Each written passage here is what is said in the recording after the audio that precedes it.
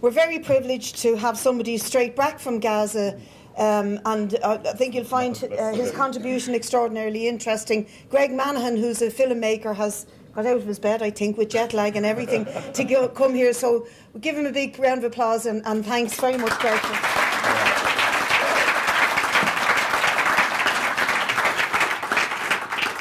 Shukran, salam alaikum. Ladies and gentlemen, thanks, Richard, for inviting me here this evening, and my apologies for being late. I actually was in bed. I've had, basically I haven't slept in 3 days. It's been a fairly hectic couple of days, and it certainly wasn't anything that I was expecting when I was heading over to Gaza. I suppose my presentation is going to be in 2 parts. The reason why I went over and then what actually happened when I got there. The reason why I went over was because I'd started making a movie last year, in May of last year, about a group of Irish people that were going to take on the Israeli Navy in a cabin cruiser. And they are the people who very bravely went as the crew and passengers of the MV Saoirse as part of Freedom Flotilla 2, and people I have an enormous admiration and respect for.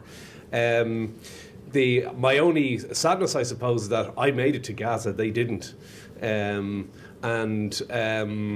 But part of I couldn't make that movie without actually going over and find out for myself and also for the viewing public of my film as to why these people would actually do something like that, to put their lives at risk. And it's not just about the seaworthiness of a fiberglass boat going against the Navy.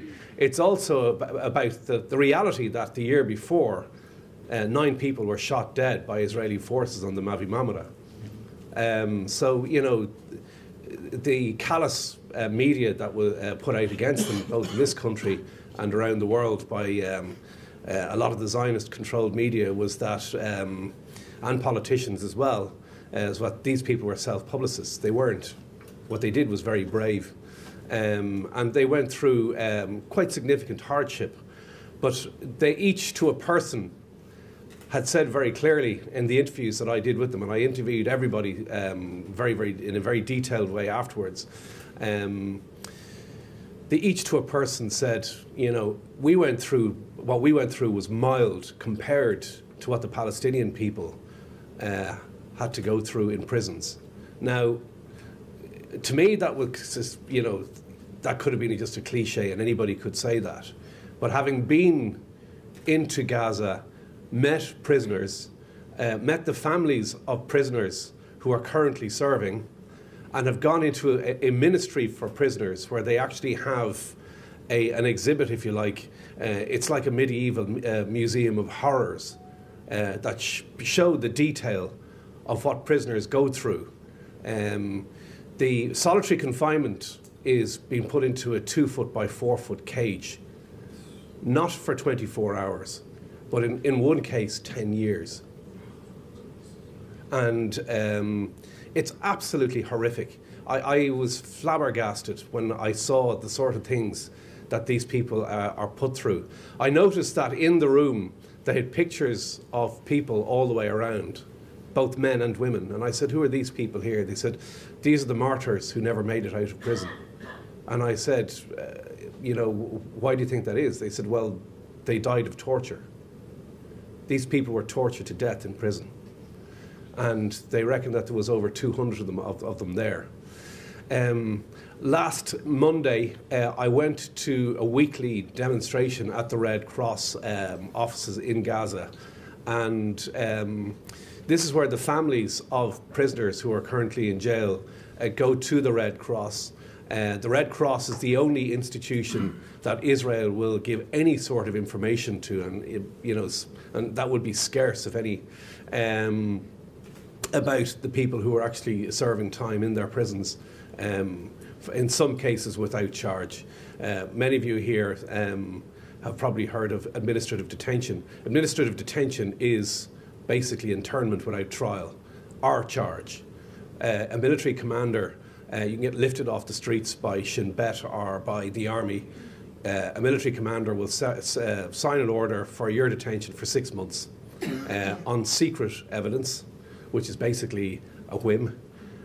You're put away, and after 6 months, he can sign the order again for another 6 months.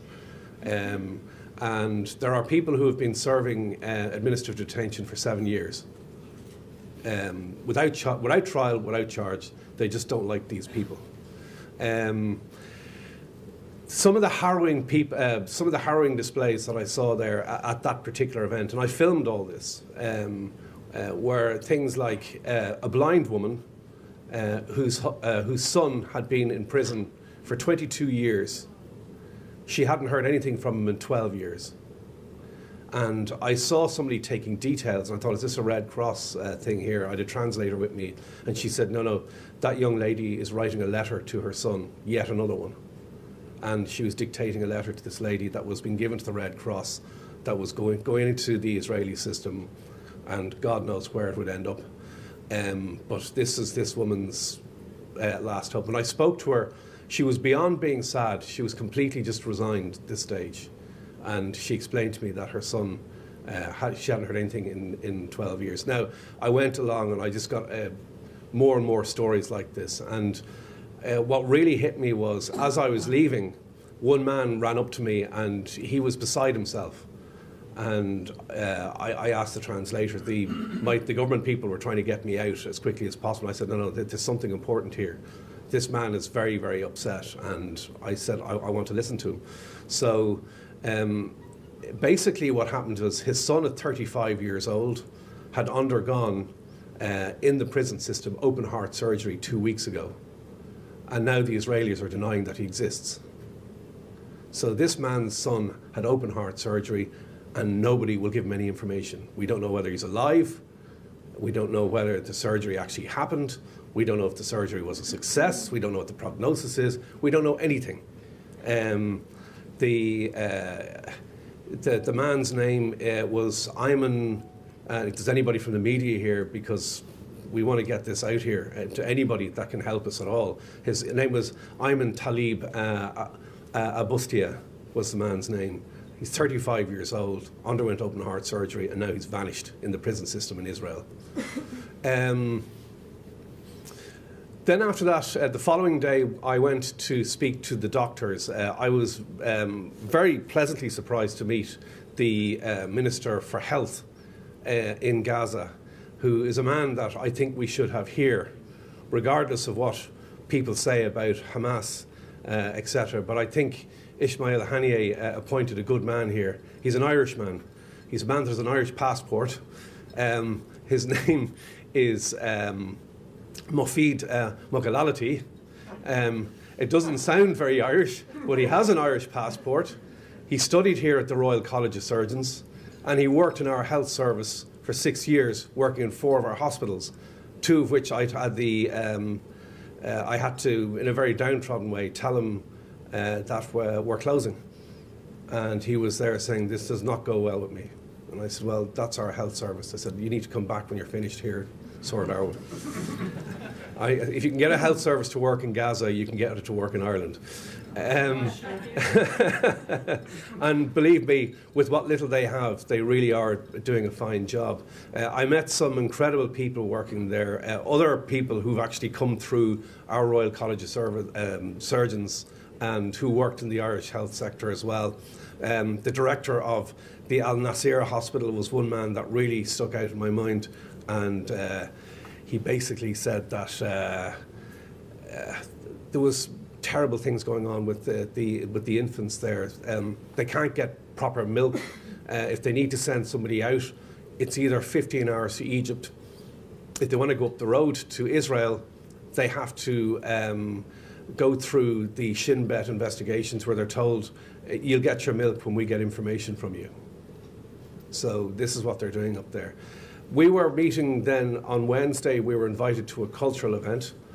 We were sitting having pizza in Khan Yunis, just burning off a bit of time, when all of a sudden there was 2 huge explosions behind the house where we were sitting.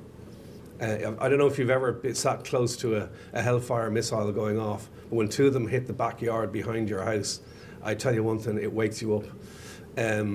it's a very distinctive sound. It's a ba-bam like this. It's a double charge, and it was so close that we could actually smell the cordite from the explosion coming into the wind. My clothes actually shook on my body, and I just said, there's something very, very wrong here. We ran out, got into the car. The government guy said, we're going to lose this car. We drove for about 15 minutes through winding streets into a small compound, ran out. Another private vehicle picked us up. In the car, we heard at that stage that Ahmed Jabari, who was the head of the Al-Qassam brigades, had been assassinated by a similar missile system up in Gaza City on a street that we had been on an hour before. So when we got back to where I was staying east of Khan Yunis, they said, look, you'll be safe here until the rounds started coming in around us as well. All I can say is that it's an experience I will never forget, to sit in a house for a night listening to 1,000-pound bombs and tank shells landing in around us all night. It was relentless. It was at times terrifying. We were talking to friends back here in Dublin on Skype, and I looked out the window and I saw something that reminded me of the first day of Bush's attack on Iraq. That big chimney of flame with the mushroom cloud at the top going up, and it was about 150 yards away. It was a 1,000-pound bomb, and I remember I roared at Rizk, the other guy in the room. I said, cover your ears. And when this thing went boom, I honestly thought the roof was going to come in. It was one of the most terrifying things that we had to experience. This happened about 3 times during the night. It was that close. We had 4 tank shells land in the or in and around the houses behind where we were staying as well overnight. The morning, I was interviewing another prisoner's father, and somebody whose son was one of his. 3 of his sons were taken away. 2 in the prison system. 1 had been shot dead. He actually worked for the Palestinian Authority on his way home from work. When the Israelis were actually occupying Gaza at the time, they shot him dead. I also met another woman whose husband, a Jordanian woman whose Palestinian husband was trying to run away from the Israeli soldiers when they invaded in that area in 2007. They shot him to demobilize him, and then they drove a Merkava tank over him. The only way that he was identified was when they got him to the mortuary, was she identified his clothing. He was absolutely destroyed beyond recognition. But while I was doing these interviews, we could hear an exchange of rocket fire and tank fire about a mile away, and it was really kicking off again. So the people that were with me were saying, right, let's get out of here. I was getting reports from Ireland saying that Hamas were stopping internationals from getting out of Gaza. Now, when I got to the Rafah border, it was the Hamas officials who jumped me over the queue to get me out of Gaza. It was quite the opposite. They didn't want to have the responsibility of having to look after me as well as looking after their own thing. They didn't want the bad press of having an international media person being killed, and they just said, we're just going to get you out of here. On the other side of the border, they had a bodyguard in a car waiting for me. They said, you're not taking a taxi, we're getting you to Cairo. So I had a bodyguard and a car waiting for me outside the Rafah border, and they drove me to Cairo airport yesterday. And they were just, thank you very much. And that was basically how I got out of Gaza in the end. We stopped off to see an imam that was looking after us while we were there as well. He was a friend of the family I was staying with. And as we did, the kids around the road on the street came up to me and they were saying, please take this back to Ireland. And it was shrapnel. It was shrapnel that had ripped through their houses the night before. And when you take a large piece of a bomb like that, which is jagged, bent metal, and when this is exploding at many times the speed of sound, the damage that would do to human flesh would be unimaginable. if it came into contact with you. The other thing I noticed, that one of the pieces of metal was extraordinarily heavy for its size, and I said, drop that.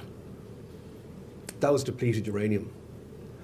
One of the doctors turned around and said to me that in and around the border areas of Gaza, and he said, we don't have the resources to conduct a proper scientific study, but I want international help in doing this because we have our suspicions. They have Gulf War syndrome, and it's because the Israelis are using American-made depleted uranium shells to fire into civilian areas. They're landing in the farmland, it's getting churned down, it's been ploughed in, and it's getting into the food chain over there. And now they're getting all sorts of congenital diseases that were only presented in Iraq, in places like Fallujah, where huge amounts of depleted uranium were used on the civilian population. And of course, the soldiers themselves, when they came back from Iraq, were also suffering from this. I think I would gladly echo what the previous speaker said about a revolution that is required here in this place. These people are living in constant terror every day. I know the international media love to describe Hamas and members of Fatah and various other people involved in the Palestinian struggle, the Palestinians themselves, as terrorists. But what I witnessed in Gaza was sheer terror itself. It was the complete terrorizing of a civilian population. You know, the revolution has to start. I think it has to start with each and every one of us doing something, whatever we can, in any type of activism we can, getting the story out there, challenging the media polemic that's out there. It's talking to your friends in the pub. It doesn't matter. We just need to let people know that this thing happened this week because Benjamin Netanyahu wants to get re-elected. He wants to keep the money from Sheldon Adelson, a multi-billionaire coming through his coffers. It's also absolutely horrific that the Pentagon would actually issue statements supporting this defense of Israel. There was nothing defensive about this. This was pure aggression.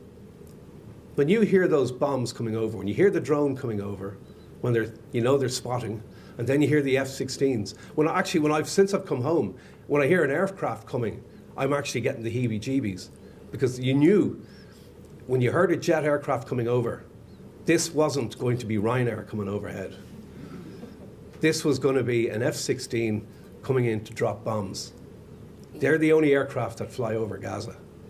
American-made F-16s, American-made F-15s, American Hellfire missiles, American tank rounds that are being depleted uranium. $3.5 billion a year, that's $8 million a day, is being spent by the US taxpayer on Israel's defense. And most of that money doesn't even go to Israel, it goes straight back into US corporations to feed the pockets of the former admirals and former generals that sit on the boards of these companies. That's why we need a revolution, ladies and gentlemen. Thank you very much.